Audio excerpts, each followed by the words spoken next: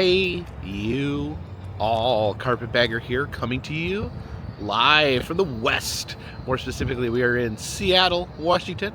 And for the third day in a row, we are here, starting out in front of the Space Needle, a perfect place to start any day in Seattle. But this is actually my final day in Seattle. I'm going to be leaving this afternoon. I'm going to be hopping aboard the Empire Builder train and taking that all the way from Seattle to Chicago.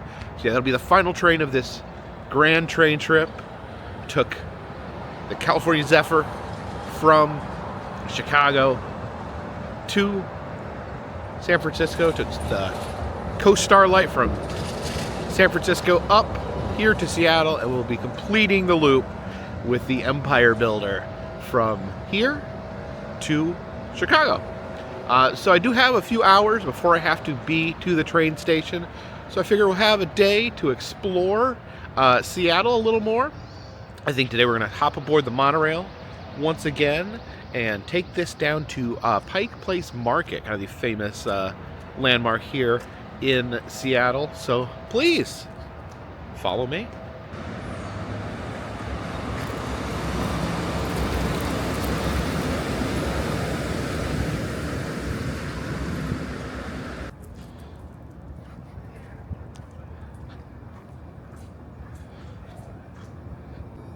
Grab another monorail ticket.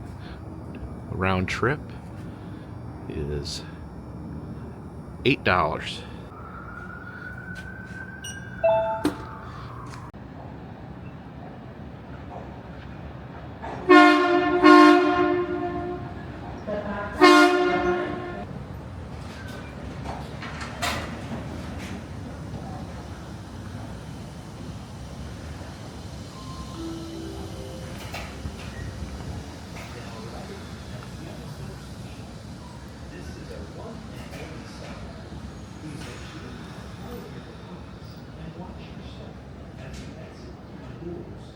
Check up the Carpetbagger! Hello. Hey. Over here! All right, our chariot awaits.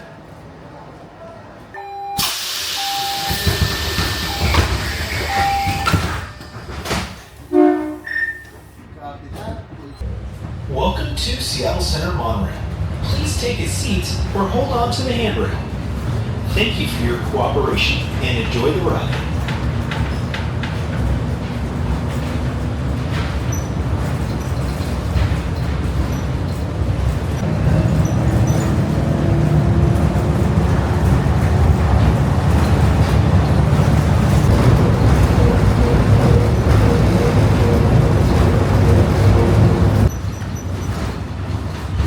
Here we are pulling up to the Westlake Center.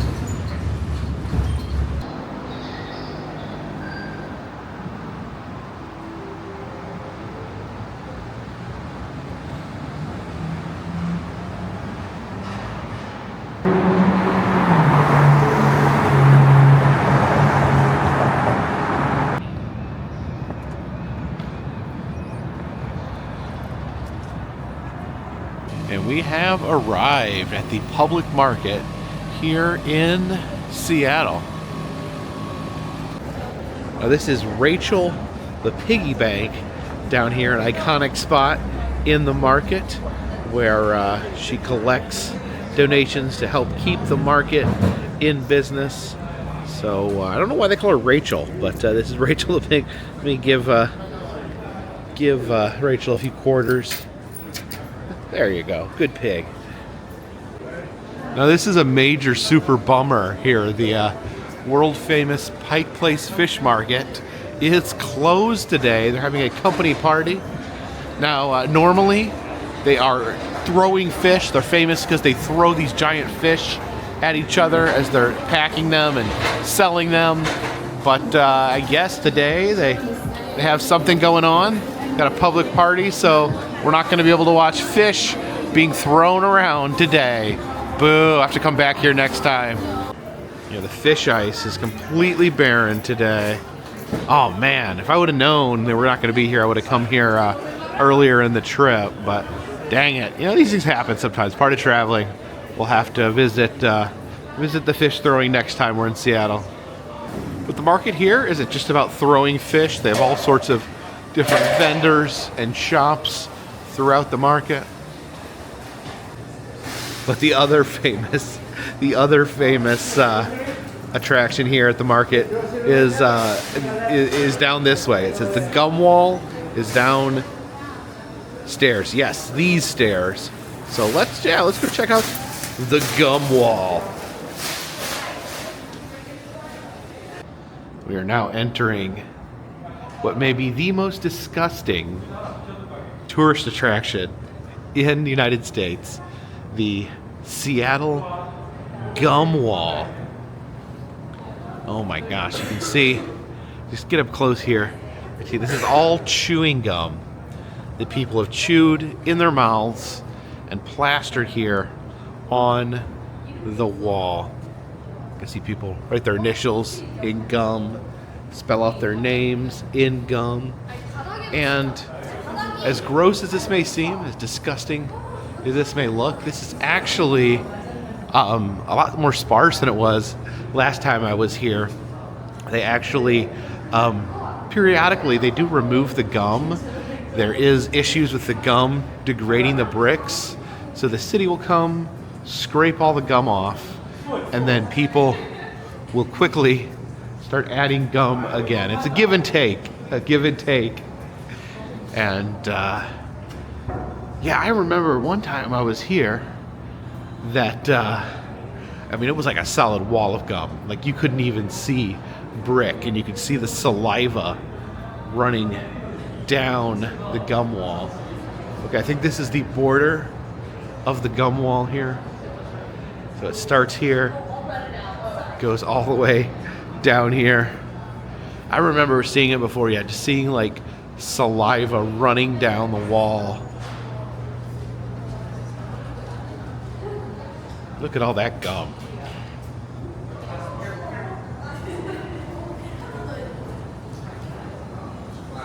Oh yeah, look at these like gum stalactites hanging off these pipes. Oh boy. Got any gum? Yeah, I really feel like I should add some gum to the gum wall, but I don't have any gum. But I noticed over here at the Ghost Alley Espresso, little coffee shop here, they sell gum. We have gum.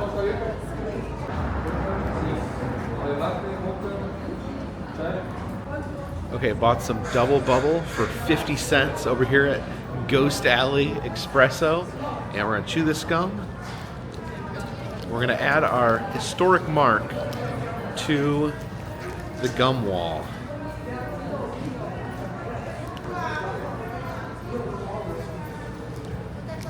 I never chew gum. I find when I chew gum, I chew it too hard. I make my mouth sore. This may take a second. Oh, I don't know what's the optimum amount of chewiness you have to get it in order to stick it to the wall. You don't want to be too dry, it wouldn't stick. You don't want to be too chewed or it'll run. See if we can get a good consistency here. While I'm chewing the gum, trying to find a good spot to stick it. I'm really a little grossed out. I really am not looking forward to like reaching out and putting my hand near all this other gum. But, when in Rome. Okay, I think this is about good. Okay, got the gum there. Actually, I should probably keep it from running, probably get a little ball. Oh my gosh. Like 1,000 people. Like in this spot right here, 1 million people have put their gum. They scraped it off, but this wall, this brick is soaked with generations of saliva and mouth germs. Oh, there we go. There we go. All right. Got my gum there on the gum wall. Oh, this is so gross. This is so gross. I feel dirty for being part of this. But if you want to find my gum, if you come to Seattle and want to see my gum in particular, see the alley starts right there. It's like a little poster area. And that is my gum. Over on this side, there is warnings. This is not the gum wall. Do not be sticking your gum. And you see people have been sticking their gum. But yeah, to sort things out, this is not the gum wall. This is the gum wall. See the difference? Really makes me think back to the pandemic. This may have been the least pandemic-friendly tourist attraction out there. Oh my God, dripping saliva. Yes, the market really just a labyrinth of shops and restaurants. You can see all the different neon here for the different seafood places. I hear a dog barking. Yeah, it's not just fresh fish. They also sell vegetables here. Yeah, look at all these different types of mushrooms you can get. Oh, here's some rainbow carrots. This is what I had for lunch yesterday with my salmon cakes. These are actually delicious. The rainbow carrots. They also serve them at the Crystal Palace at Disney World. Now these vegetables look delicious. Oh, here's some fish. Look at these. You get the whole fish here. You want us to cut it up for you? That's amazing. Look at all these fish. These are rainbow trout. Different shellfish as well. Probably about as small as they come right there. These are oysters. Got your lobster tails there. And then these sea urchins.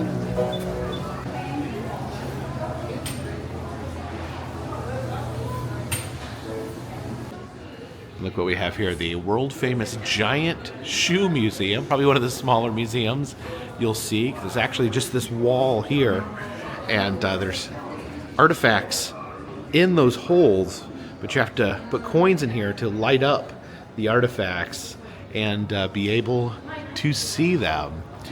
And okay, down here, there's one freebie. You can see a real clown shoe for free. Oh, look at that wacky shoe, how long it is. That is quite a clown shoe. So it's about $1 in quarters to see all the exhibits. So let's check out the world's largest collection of giant shoes here. This one takes 50 cents. Put there. Oh, I put 25 cents in it, and it worked.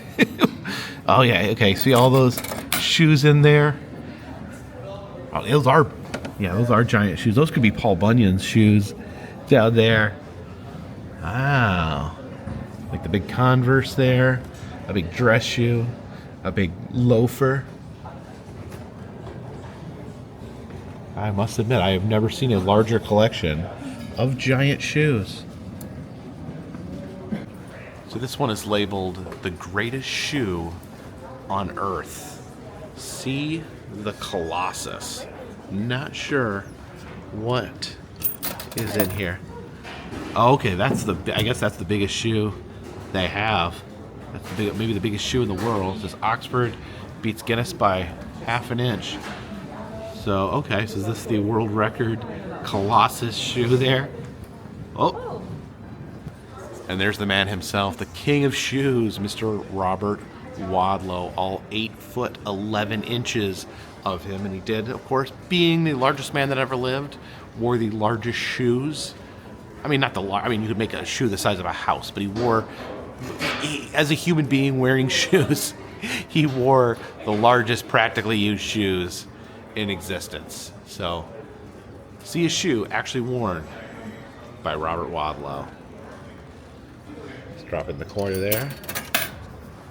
Oh, and there it is. See, it's rotating in there. It doesn't seem as big once we've seen those other giant shoes, but for a human shoe, that is pretty big. Here it talks about a missing pair of Robert Wadlow's shoes. Basically says that there was a pair of Wadlow's shoes. You see there's a family there that own the shoes. They like to take really silly, fun pictures with the shoes, but at some point the shoes mysteriously disappeared. Over here we have the Pike Place Magic Shop. I just noticed up there the Alexander, the man who knows. His eyes are peeking back and forth.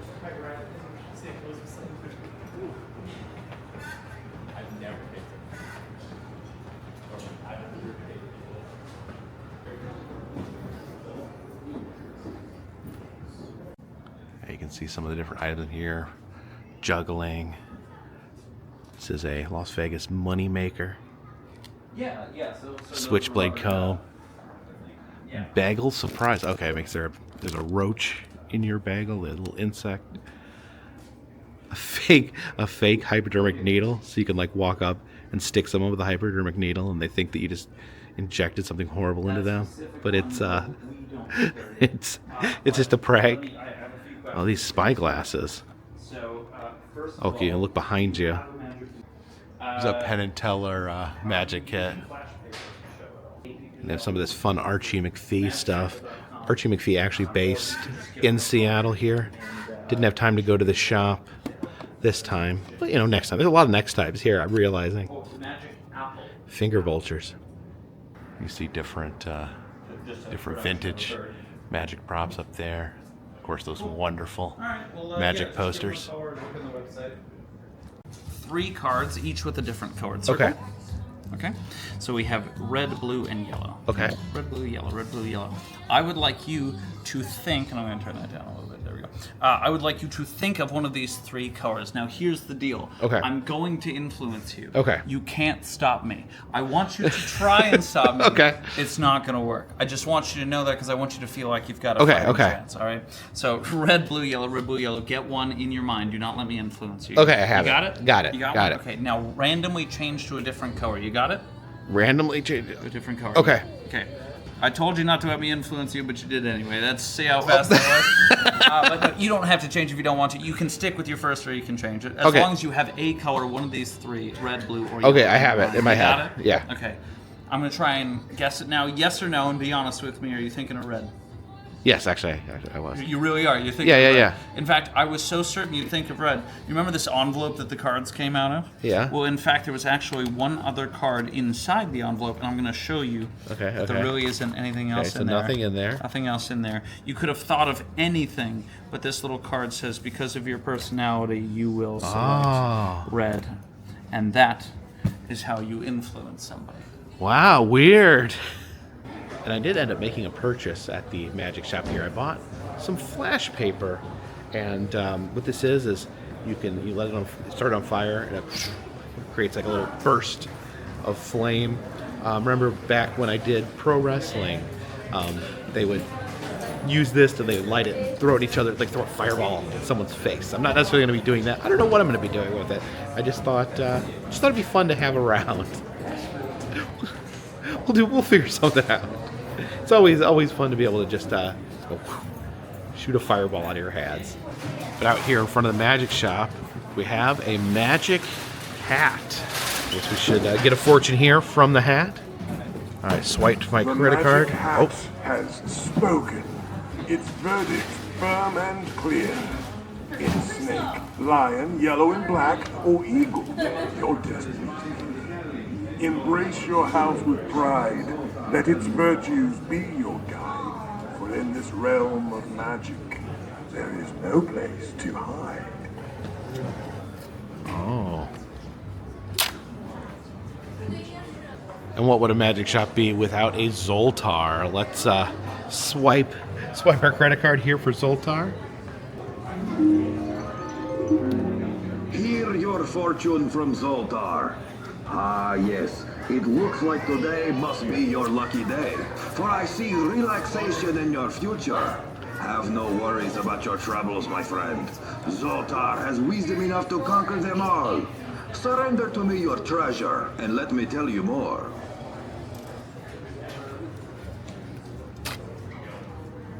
And we'll finish our round of machines here with the penny pincher, the press penny machine here. And we can get a Magic Market penny and a Rachel the Pig penny. Definitely want both these.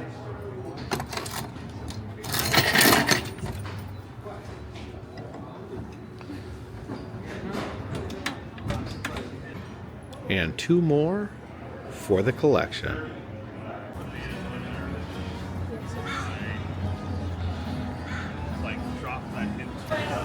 Oh, look at that.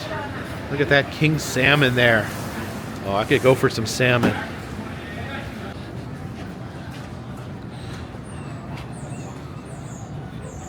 Let's get some chowder here at Pike Place Chowder.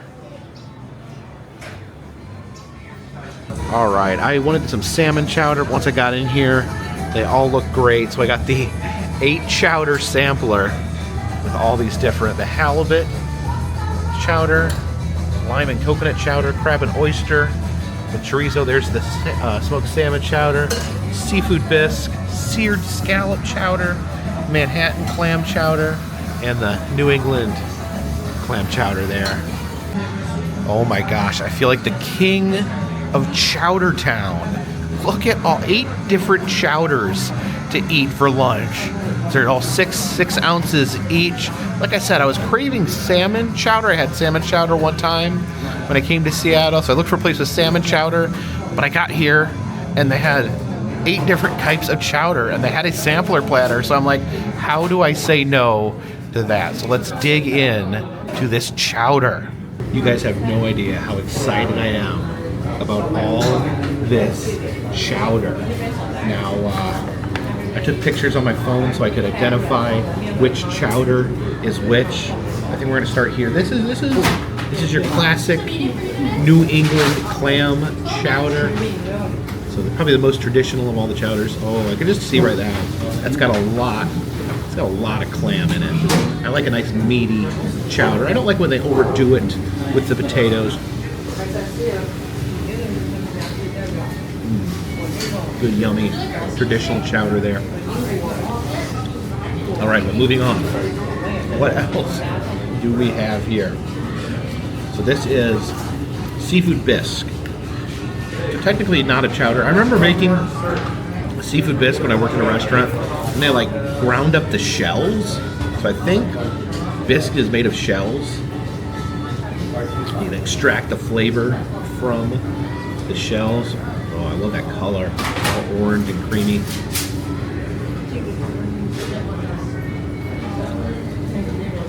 Ooh, it's got good flavor. Good rich tomato flavor to it. That's super good. What else we got here? We got this is Manhattan clam chowder. I've heard of Manhattan clam chowder. I don't know that I've ever had it, but it looks good. It almost looks like chili, but instead of beef, there's clams. So again, I love anything with the tomato in it. Let's try this. Manhattan clam chowder.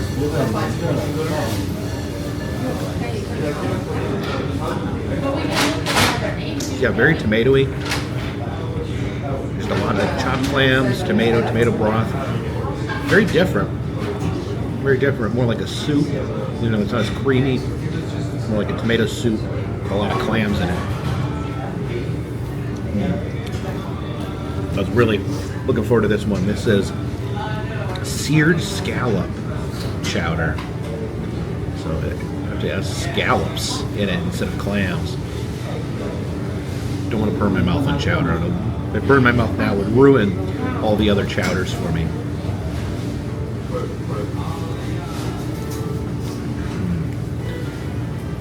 You can definitely tell the distinct flavor there, the scallops. These are all amazing, by the way. Did I mention that?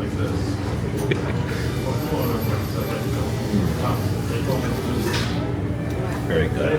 Gotta double check here, see what else I'm eating. Okay, so this is the lime coconut chowder over here. This is a vegan chowder. No sea creatures in here, completely vegan. Lime and coconut. We'll see. You know, there's some vegan food that I do enjoy. I don't eat a lot, but lime coconut chowder. Okay. That's good. You know, I think with vegan food, a lot of it comes down to you don't get the flavor from the meat, you don't get the fat from the meat, so you have to kind of improvise and use a lot of spices and seasonings. So the key to good vegan food is the spices and the flavor. So, I mean, they got that lime bite, which I think is interesting. So, yeah, I mean, I could eat that. Okay. Oh my gosh, gotta check. I'm gonna keep checking the phone. So this is crab, oyster, and chorizo. Crab, oyster, and chorizo. Three things I like. Be interesting to see what the chorizo tastes like there mixed with the crab and oysters.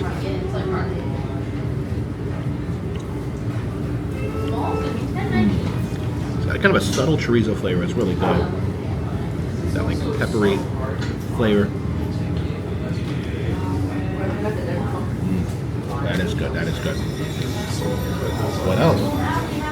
What else do we have here? I'm gonna save the smoked salmon for left. This is halibut, corn, and chorizo. So another chorizo chowder here.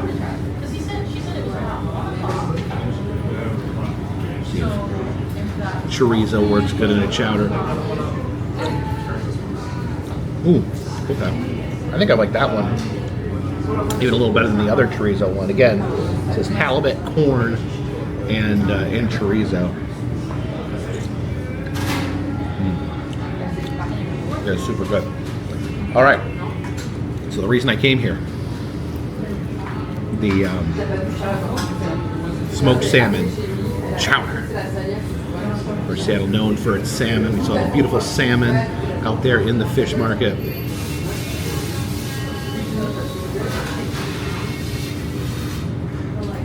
Oh, very smoky. It's got that smoked flavor to it. Oh man, I was just thinking which one I would say is my favorite. Let me check the names here. Let me tally this up in my brain.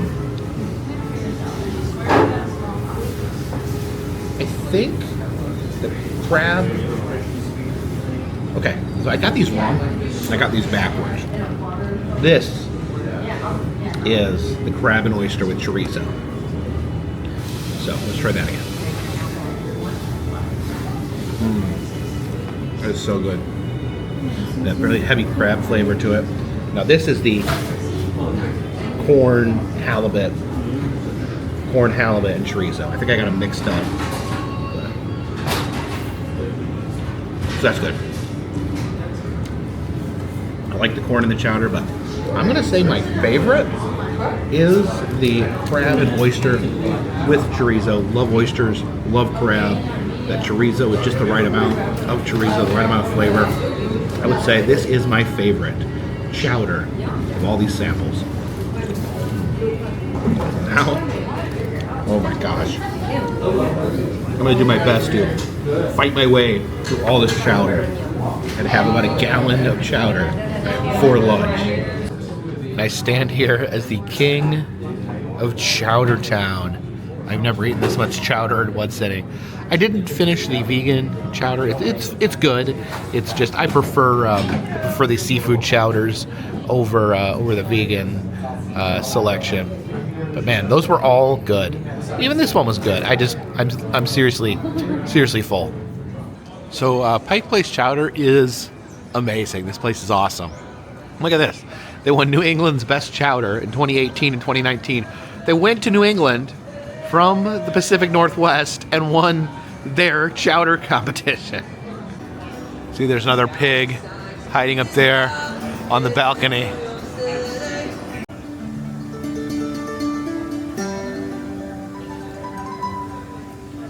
Down here in Pike's Place Market, like most places on planet Earth, there is a Starbucks.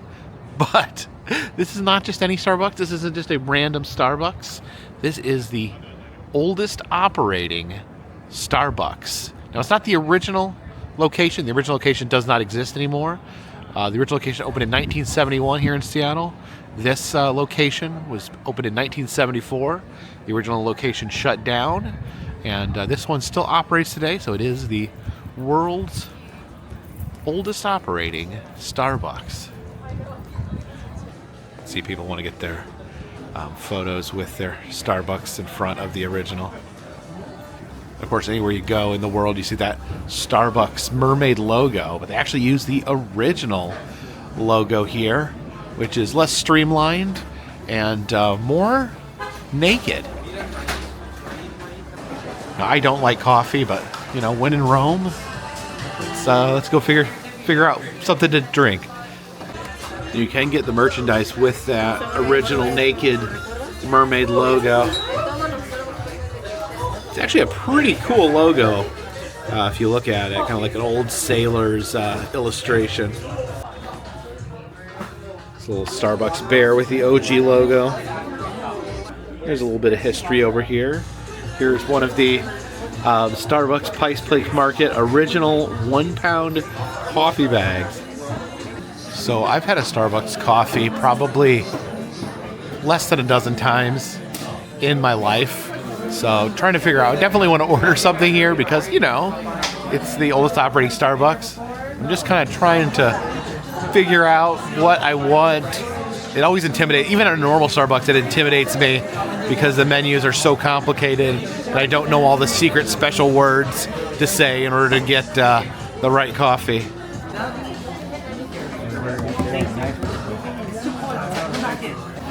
Well, this plaque here says this is the first Starbucks store.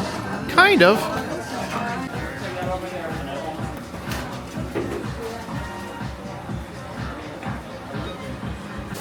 Oh, and look at this.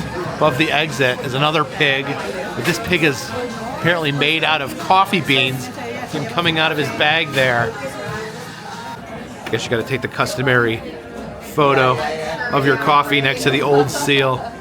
Oh, the cups still have the new seal on them. So I purchased a coffee at Starbucks.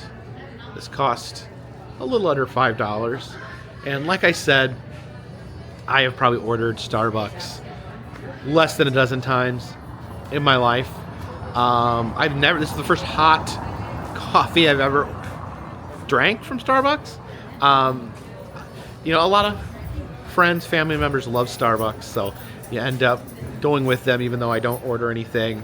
And so for a while, I did start ordering like the ones you can't even really call a coffee, the ones that are basically just like milkshakes with a little coffee in them, where it's like chocolate and you know, blended ice and whipped cream and syrup and all that stuff. I would drink those sometimes, but I think these days I don't think that's I don't drink. That's just too much sugar for me in these modern times. So this would be the first hot coffee I've ever gotten from a Starbucks. And like I said, I don't really like coffee. I don't like the taste of coffee that much. And also, besides not liking the taste of coffee, I just don't like hot beverages in general. I don't drink any hot beverages. I don't drink tea. I don't drink hot chocolate. I just don't like hot beverages. I always feel like I've already had my mouth burned off. I did have an incident when I was a teenager where I drank something hot that I did not know that I thought was cold, and it burned every bit of the inside of my mouth. So since then, I feel like I've just been super... I didn't really like hot stuff before then, but I really didn't like it after that. So I ordered, and it's so intimidating to order in there because they use all these fancy words.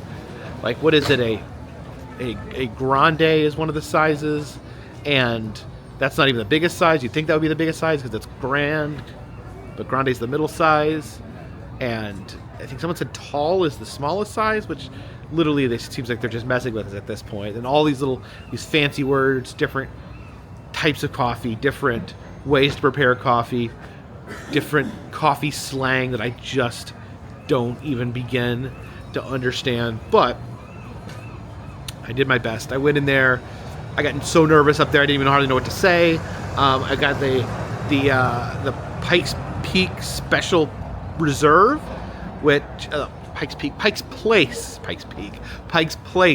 Special Reserve, which is the special coffee that they have there. Apparently, they do have the Pike's Place blend at all Starbucks, but this is actually different. It is exclusive to this. The special version is exclusive to this Starbucks. The lady told me, so I'm like, I'll have a Pike's Place blend. And she's like, okay, well, how would you like that coffee? And she ran through. She was very nice, very patient. Ran through all the different ways that it could be prepared. They said they could put it in espresso. I wasn't sure about that. I've never had espresso. I don't even know what that is. And so she said, or you can just get it as regular. And I'm like, regular. Let's go with regular. And she asked if I wanted sugar. I said yes. She asked if I wanted cream. I said yes. So this is what we have. They spelled my name correctly, which I'm very disappointed about, because I know some of my friends that drink coffee, it's always like, always funny if they spell your name wrong.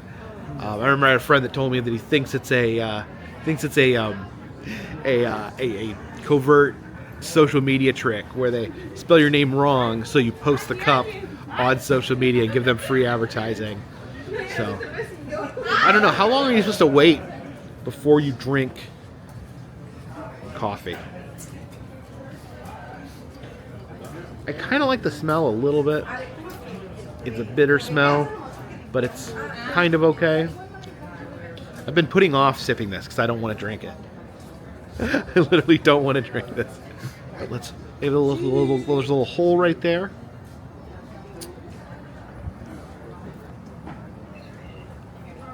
Ugh.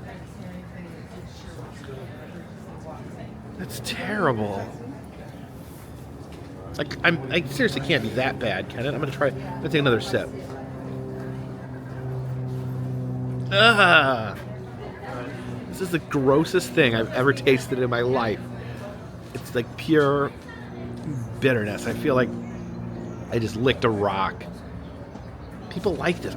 It blows my mind. It blows my mind how many people like coffee.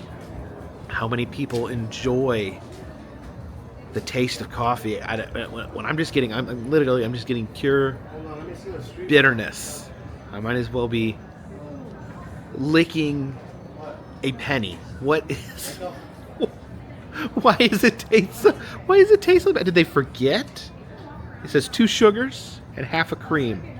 Apparently that's not enough because I'm not tasting any sweetness. If they said there was 0 sugars in there, I would believe it. It makes my mouth taste bad. Like my whole mouth. It tastes like bitter grossness. Do you guys like coffee? Leave a comment in the comment section. Actually, leave a comment in the comment section and explain to me why you like coffee. Like I said, I get the milkshake type drinks, the big ones with whipped cream and chocolate on them. And those are good because they like mix chocolate with the coffee flavor. So you get a little bit of that coffee flavor, but it's mixed with chocolate. I guess I just simply do not like the taste of coffee by any stretch of the imagination. I was hoping I would enjoy this. Oh. Why do I keep drinking this? Why does anyone keep drinking this? There's literally a Starbucks off every exit.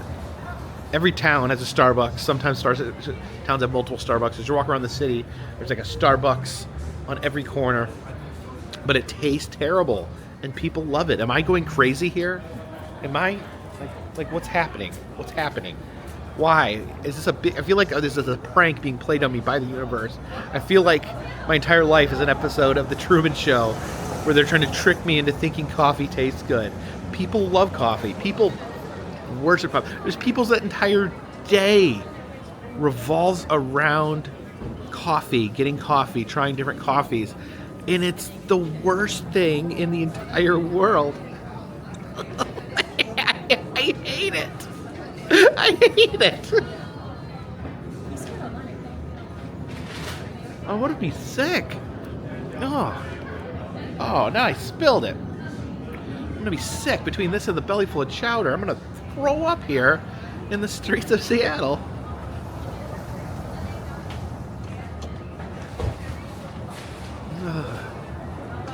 Like, is this just dirt? Do they make coffee? Does it mix dirt? I feel like I'm eating mud. I feel like I'm drinking mud. I feel like it's running down my face. Ah, man. And it's so iconic, too. Like, I remember in the 1990s, like, when Starbucks first appeared, this sort of coffee started getting really popular.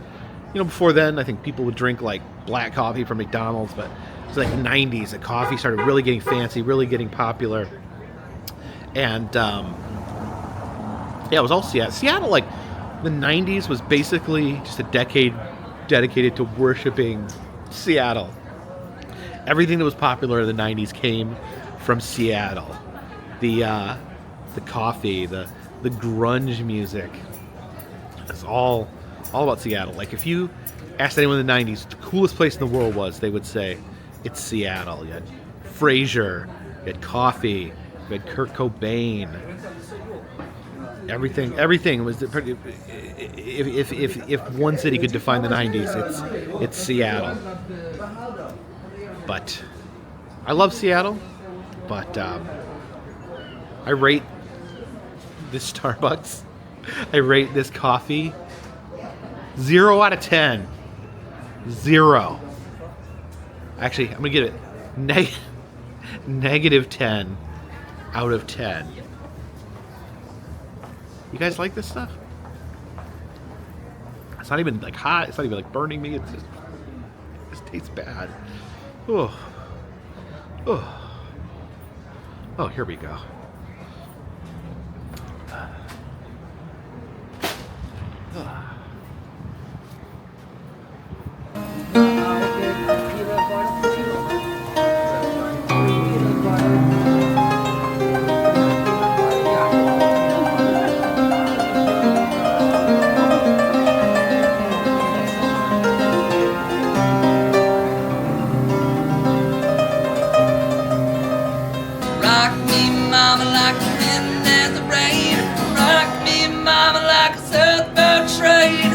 Restrooms here in the market are interesting. We have the tile woman and the tile man, and as you look at the bathrooms, you see the women's room has XX for the X chromosome, and the men's has XY, the XY chromosome.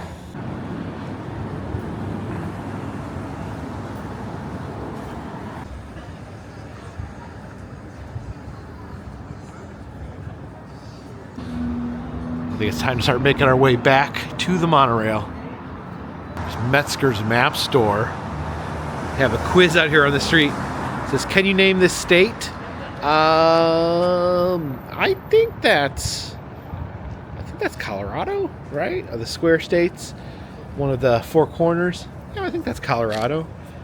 And you name this country. Yeah, that's definitely Iraq. But this place does look cool. There is a bunch of globes here in the window. Yeah, it's the map store. I actually really love maps. I have a bunch of different maps hanging up on my walls. I just kind of like the artistry of it. And then look at these globes here. These are actually globes of other planets. Oh, it's Jupiter. Yeah, I love globes. I just realized, with collecting globes, it's hard to find places to put them. You can see a map of the Union Pacific Railroad up there. I do like collecting maps of the different roads that I've traveled. I am still looking somewhere for a Great River Road map following the Mississippi. There's some books by Atlas Obscura. I actually do use this website sometimes to find locations. Yeah, I might pick some of these up, but there's no way I can get this in my luggage for the train.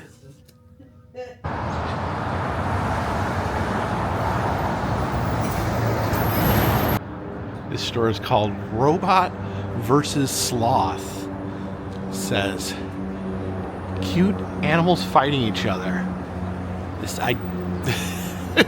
definitely a Jen type of place. Wish she was here. There are the robot and sloth plushies. I guess they fight each other. Oh, look at this, a delicious plushy salmon. You can have it wrapped up like an actual salmon from the fish market. And these are awesome, these plush taxidermies here. The taxidermied whale. These are much more eco-friendly than taxiderming real whales and axolotls. Oh, look at this guy. And you can see different art featuring the robot and the sloth. Like the sloth with the Space Needle there. Also got him crawling on the Ferris wheel. And then look at this. The sloth is a crackhead with, oh, the little robot falling off the top there. Oh, here they all are at the public market. All the different little characters from the Sloth and Robot Extended Universe.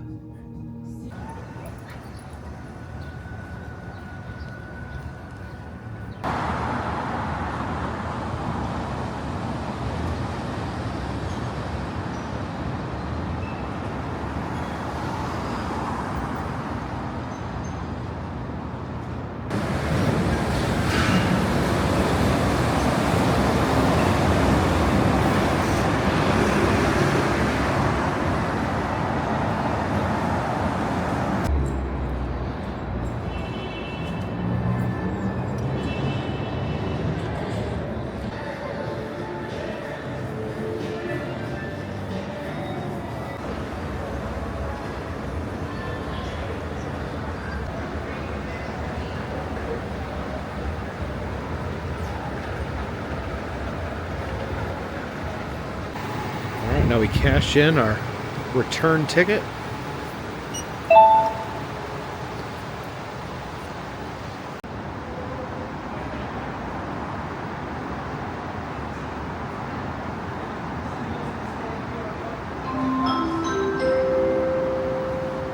The train is arriving.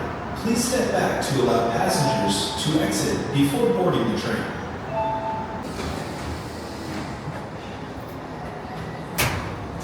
Let's try this seat up here. See that there's like one seat where you can sit right next to the pilot. The pilot seat there, the lever, all the different controls. Please take a seat. Here we or go. Hold on to the handrail. Oh yeah, this is this is the best seat in the house.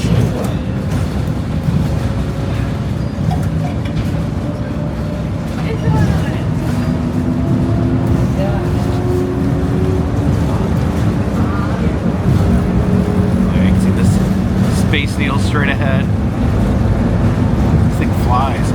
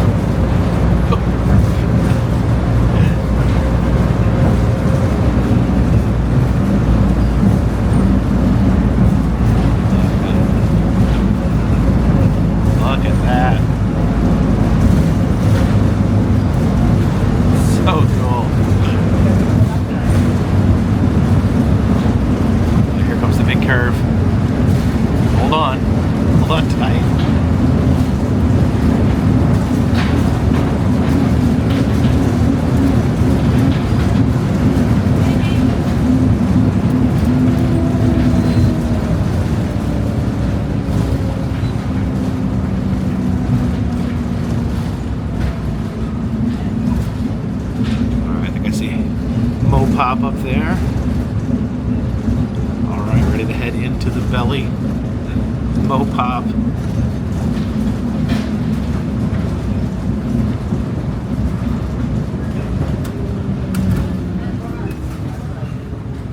There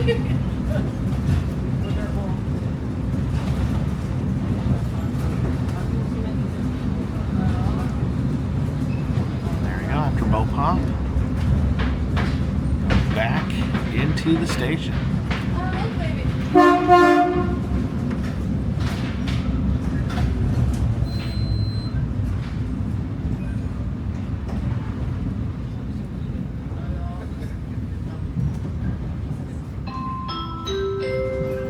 Definitely gonna miss this monorail. But Monorail Man, I think I will miss you the most. And I am going to miss the Space Needle. It's kind of been my rock over the last couple days.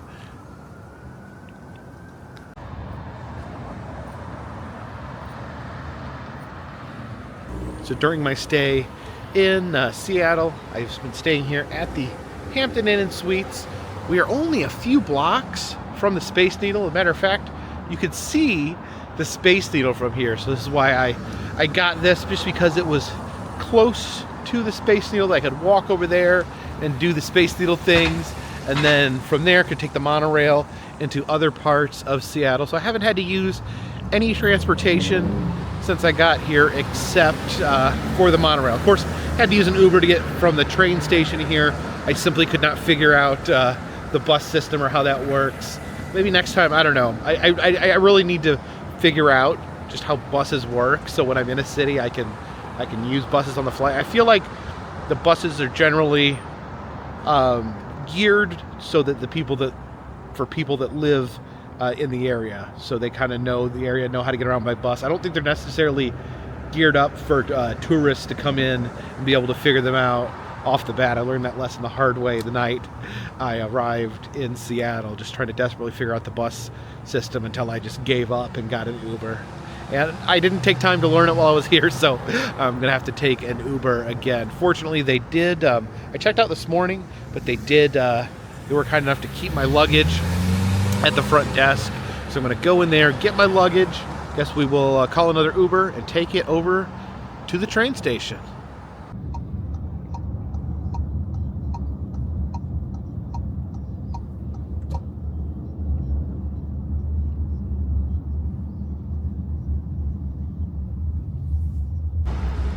We have returned to King Street Station.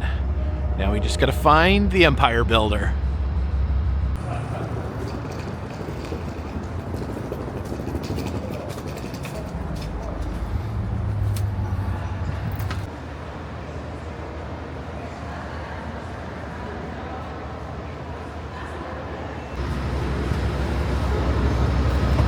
All right, getting ready to get boarded here.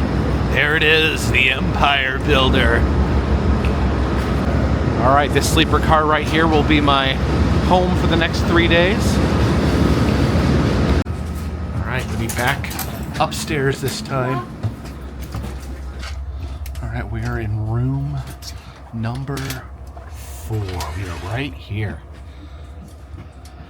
Okay, so this looks nice. This is one of the renovated cars. Nice fresh upholstery. And using advice from you guys, I have kind of come up with a system that's more effective for storing my stuff. I like to put my suitcase there, right on that ledge, and it stays pretty good. Before I was trying to put them under the seats, and it was actually really hard because it's a little bit narrow over there, and then when it's converted into a bed, you can't get to your stuff. And then we have the tiny closet again this time. So I put my CPAP in the tiny closet for now, getting it out later. And then I hang my backpack on this little hook on the front of the closet. Gives me a fair amount of space in here. There currently is an unrelated train next door. And I did want to clarify something I had talked about earlier.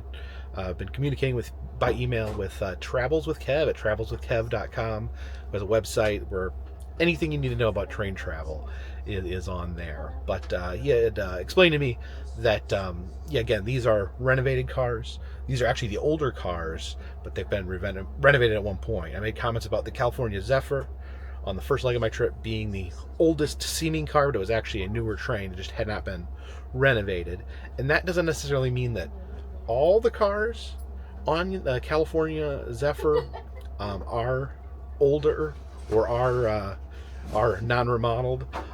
The train cars can be switched around to the different routes. They're not necessarily always going to do the same route, so it just depends on what they are currently using. And I'm just showing my experience with the particular trains that I just happen to end up on. Oh, the train next door is leaving. Oh, that is a tightly packed train.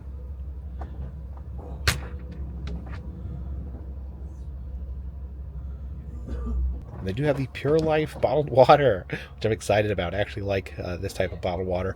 I'm not a big fan of, they use the Niagara bottled water on the last 2 trains. It kind of has that, I don't know, like fluoride-y taste that I don't like, but I'm fine with Pure Life. Oh, look. Our train is in motion.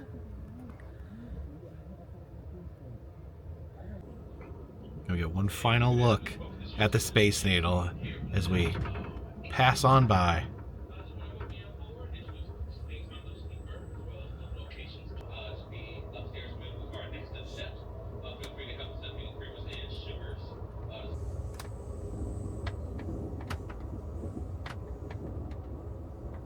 So we're actually not going to have a Sightseer lounge car tonight because that is not attached yet.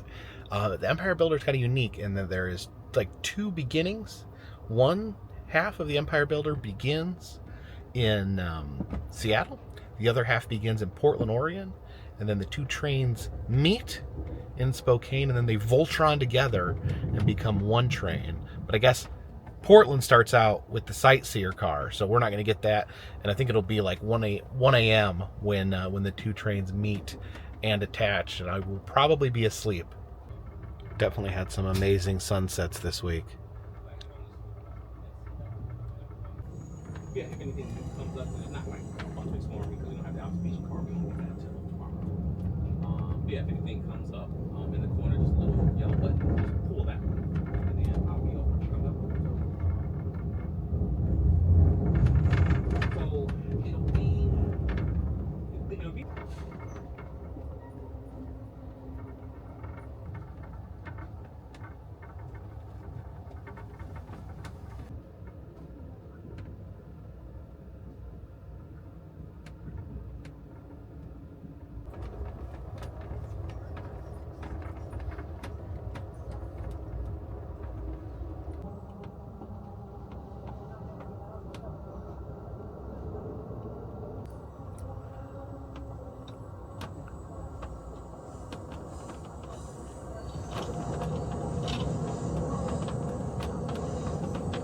And my dinner has arrived.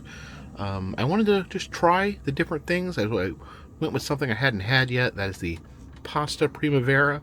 With it, I think I have eaten all the Amtrak entrees currently available. I didn't realize when I ordered this, but this is actually the vegetarian option, so there's no meat in there. And honestly, my stomach is still very full from all that chowder today. So I decided tonight would be a good night to forego the tempura shrimp and to order the brie salad. It's a piece of brie there in the middle. And so yeah, I guess technically I'm eating a vegetarian dinner. This does not happen very often. All right, let's try some of this pasta primavera. So I had vegan chowder for lunch. Now I'm having a it says this has vegan sauce on it. I don't know if the noodles are vegan or not.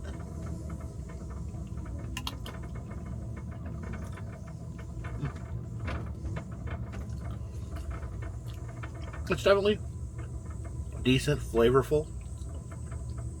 Would love to have a little meat in there, but I think for a vegetarian option, this is pretty solid. Okay, now let's go with the brie salad. I realize you're supposed to eat the salad first. A lot of times, I like to have the salad at the end of the meal. I don't know, kind of, you know, you cleanse your palate with the salad. You eat something heavy, then you finish off with something light. So let me just. It's definitely very crispy. It's not soggy or weird at all.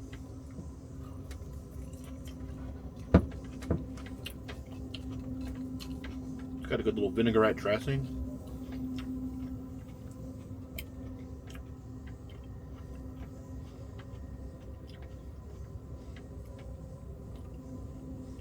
Got a little wheel of brie there in the middle. Okay. Yeah, that's pretty yummy. I'm kind of on the fence about brie, but yeah, that tastes pretty good and goes with the salad pretty well. So our first night back on the train, and I am a member of the Amtrak Clean Plate Club. I did, however, make the decision to skip dessert. I have been eating far too many Amtrak desserts. I did go without dessert this evening. And we are passing through the Washington Mountains. Really dark outside. I've not seen any light here in quite some time. But I think I'm gonna wind down and get some sleep here on the train on the Empire Builder. Tomorrow, be waking up on the Empire Builder and going to sleep on the Empire Builder, an entire day on the train. And it's been a really cool experience, you know, becoming accustomed with train travel and ending with this grand train trip from Seattle to Chicago. But I wanted to give a big thank you to you guys. I appreciate the very positive response I've gotten to doing this series. It's been a lot of fun for me visiting San Francisco, visiting Seattle. Were both great trips, and these train trips have been pretty fun as well. So stay tuned for tomorrow. Again, I will be riding on the Empire Builder all day long. If you do like these videos, consider subscribing. I travel around the country. I film roadside attractions, amusement parks, museums, haunted houses, and other fun, random stuff. If you'd like to help out the channel, consider contributing to Patreon. $3 or more gets you a postcard once a month from me to you. So in the Etsy shop, we have some great stuff down there. Press pennies, enamel pins, stickers, Carpetbagger, motel key fobs. If you're interested in any of that, check the description below. Also, if you'd like to receive a personalized message from me on Cameo, the information for that is in the description as well. And all those things keep this train on the track, this boat on the water, and this dirigible in the air. Until tomorrow, my friends, this one's in the bag.